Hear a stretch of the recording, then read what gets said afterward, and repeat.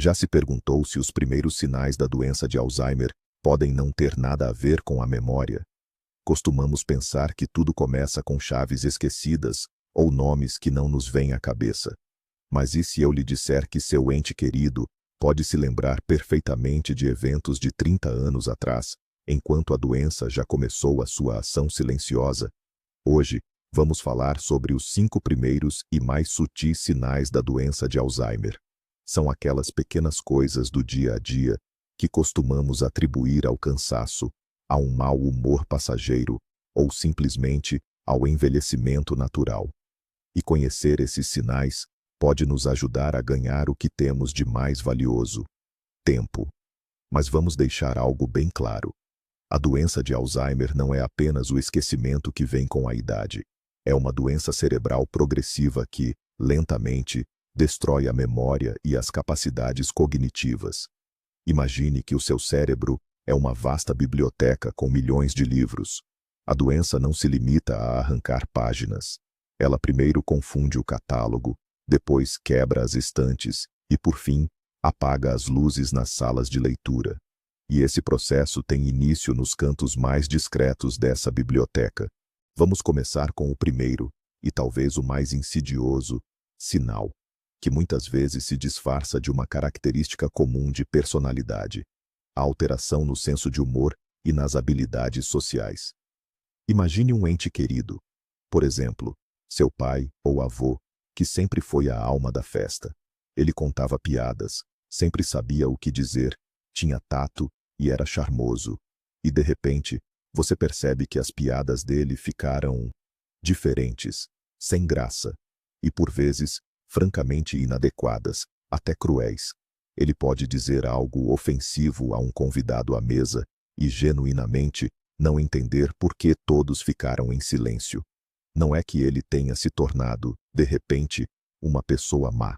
A questão é que a doença começa a afetar os lobos frontais do cérebro. Esta é a nossa espécie de navegador social, responsável pela empatia, tato e compreensão do contexto. A pessoa deixa de interpretar sinais não verbais, não capta o sarcasmo e não entende por que suas palavras podem magoar. Ou pode acontecer a situação inversa. Um homem que adorava receber visitas e festas animadas, de repente, torna-se fechado e apático. Ele evita encontros, recusa convites, preferindo ficar sozinho em frente à televisão. E nós pensamos: ele está só cansado, a idade está pesando, ele está estressado. Mas, na verdade, pode ser o cérebro que está perdendo a capacidade de processar informações sociais complexas. E o isolamento se torna um mecanismo de defesa para ele. Agora, o segundo sinal, que frequentemente é visto como mera distração ou excentricidade, são os problemas com dinheiro. E não me refiro a alguém que esqueceu de pagar o aluguel. Isso pode acontecer a qualquer um. Estou a falar de algo mais profundo: a perda da compreensão do verdadeiro valor do dinheiro. De repente, aquele seu familiar que sempre foi econômico e ponderado começa a fazer compras completamente ilógicas. Pode gastar metade da aposentadoria numa coisa inútil das televendas. Ou comprar 10 camisas iguais, simplesmente porque gostou da cor. Pode até tornar-se vítima de golpistas, entregando-lhes todas as suas economias, pois a sua capacidade de pensamento crítico e de avaliação de riscos enfraqueceu. Outro indicativo são as dificuldades com operações financeiras simples.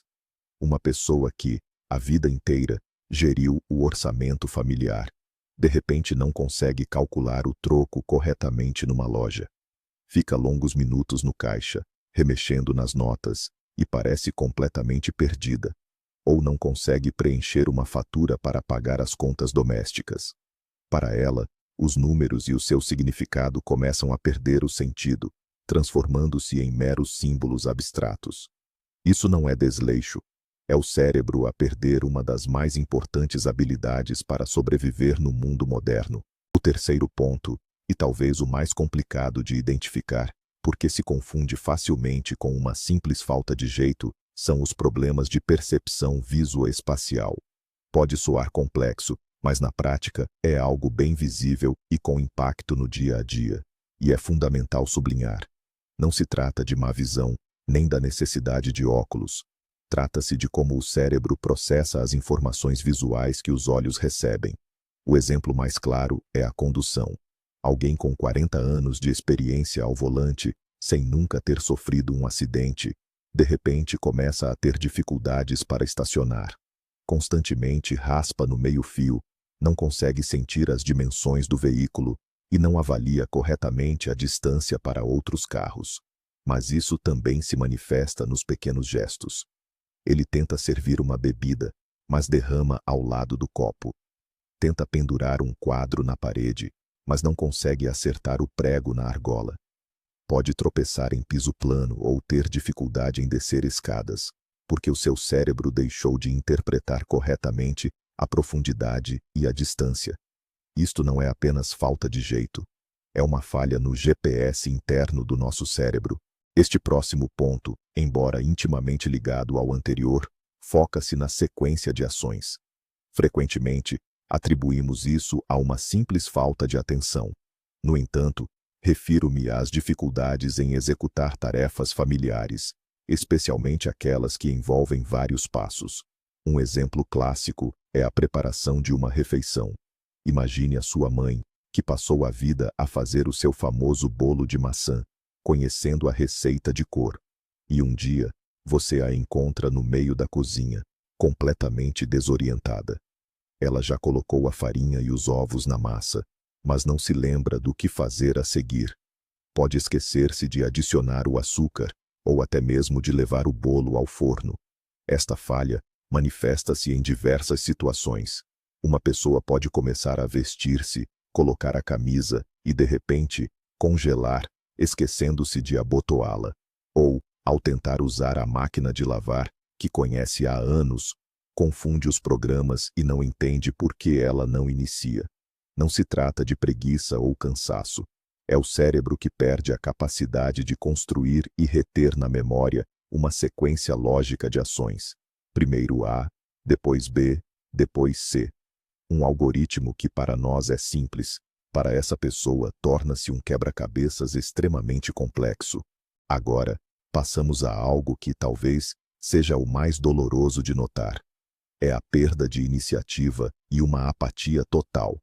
E este é, talvez, o sinal mais desafiador de diagnosticar, porque é incrivelmente fácil confundi-lo com depressão, esgotamento, burnout ou simples preguiça. O seu ente querido sempre foi um jardineiro apaixonado. Todas as primaveras, aguardava ansiosamente para ir ao seu terreno e trabalhar na horta. Era a sua paixão, a sua válvula de escape. E, de repente, este ano, ele recusa-se terminantemente a ir. A todas as insistências, responde sempre o mesmo: não quero, não me interessa, estou cansado. Isto não é apenas mau humor. É como se tivessem tirado da pessoa aquele motorzinho interno que impulsionava os seus desejos e aspirações. A própria motivação para fazer o que quer que seja desaparece. Ele deixa de se interessar pelas notícias, pela vida dos filhos, e recusa-se a encontrar-se com amigos. Isto não é tristeza, quando a pessoa se sente mal. É um vazio, quando não sente nada. E este vazio, esta indiferença a tudo o que antes lhe trazia alegria, é um dos sinais mais alarmantes e precoces da doença de Alzheimer. O próximo ponto são as alterações súbitas, mas muito reveladoras na fala. Não estamos a falar da situação clássica em que a pessoa esquece o nome de um ator ou uma palavra complicada. Todos nós passamos por isso. O problema é mais profundo. O que acontece é que a pessoa começa a perder o acesso ao seu próprio vocabulário. Quer dizer algo, mas não consegue encontrar a palavra certa. E, em vez disso, recorre a descrições.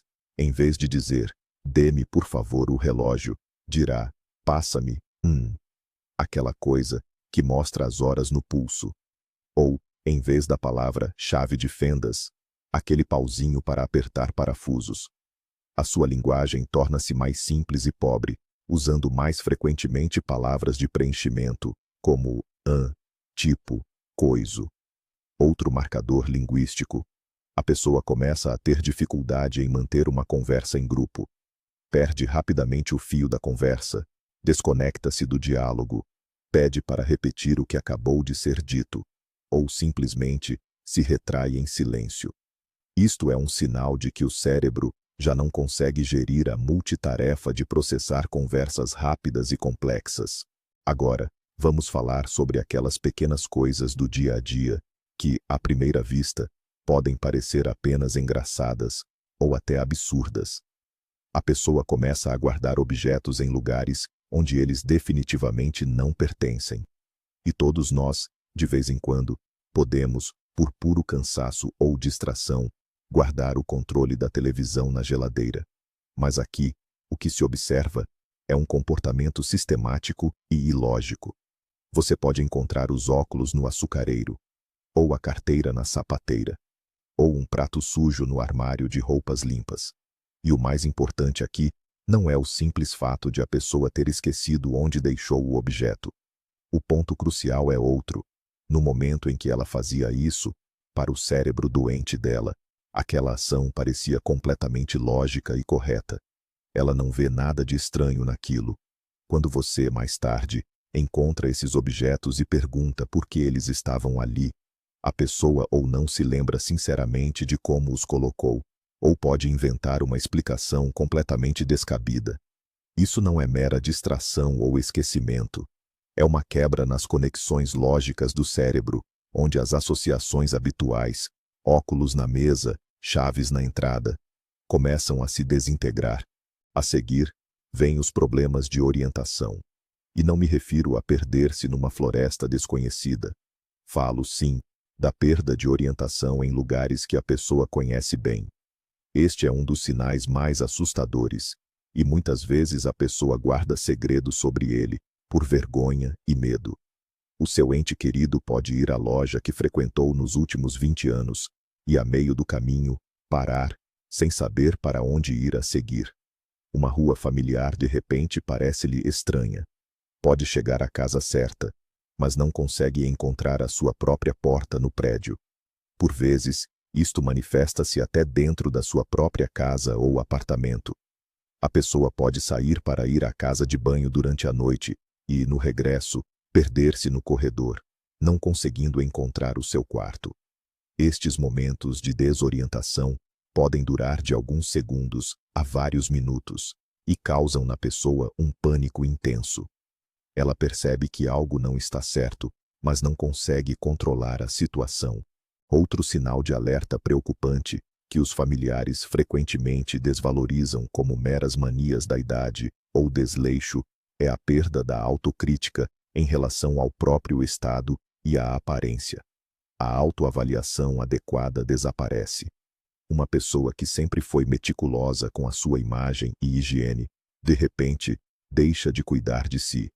Pode andar vários dias com a mesma roupa, esquecendo-se de a mudar. Pode deixar de tomar banho regularmente ou de escovar os dentes.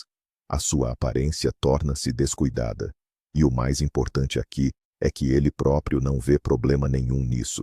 Quando se tenta abordar o assunto com tato, ele pode ficar genuinamente surpreendido ou até ofendido. O que é que se passa? Está tudo bem comigo?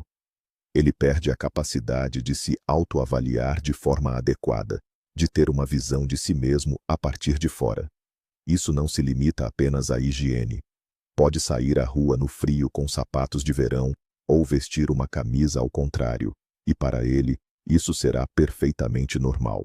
Este sintoma indica perturbações graves nas áreas do cérebro responsáveis pela autoconsciência e pelas normas sociais.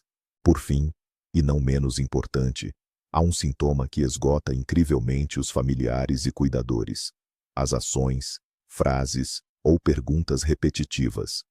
A pessoa pode, por exemplo, perguntar a mesma coisa a cada 5 minutos, como, por exemplo, quando é que a Kátia chega?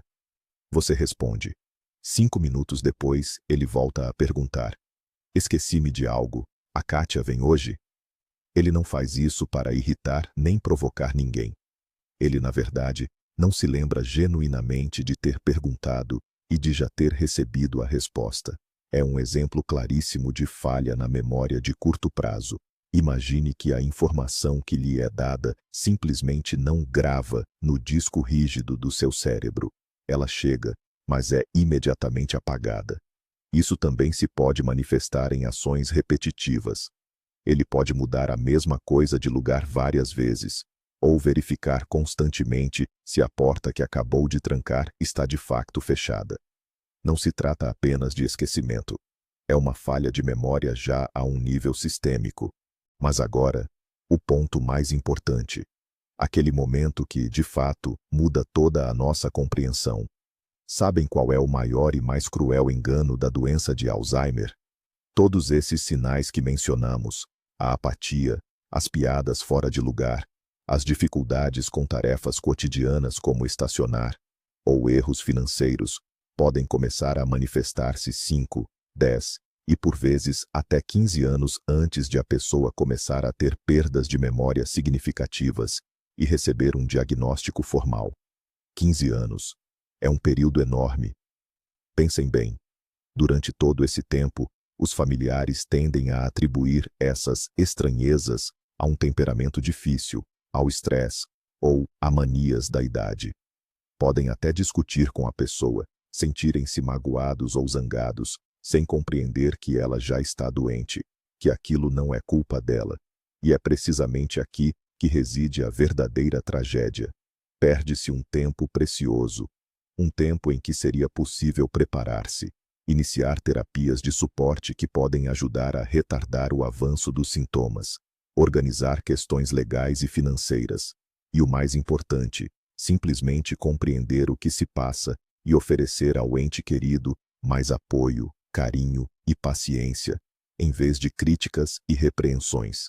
O diagnóstico precoce não cura a doença, mas pode mudar radicalmente a qualidade de vida, tanto para a pessoa afetada, quanto para toda a sua família.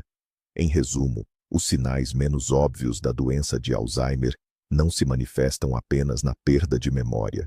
Eles são sobre alterações na personalidade, nos hábitos cotidianos, na capacidade de interagir e orientar-se no mundo. Incluem o declínio do sentido de humor, a negligência financeira, a apatia, problemas na fala e na orientação espacial. Observem atentamente os seus entes queridos. Não desvalorizem essas estranhezas. Agradecemos por terem assistido a este vídeo importante até ao fim. Se consideram esta informação útil, por favor, deixem o seu gosto, like e subscrevam o canal para não perderem os próximos conteúdos. E agora, uma pergunta para vocês. Notaram algum destes sinais menos óbvios nos seus entes queridos? Ou talvez conheçam outros sintomas iniciais que não mencionamos? Partilhem a sua história nos comentários. A sua experiência pode ser de grande ajuda para outras pessoas.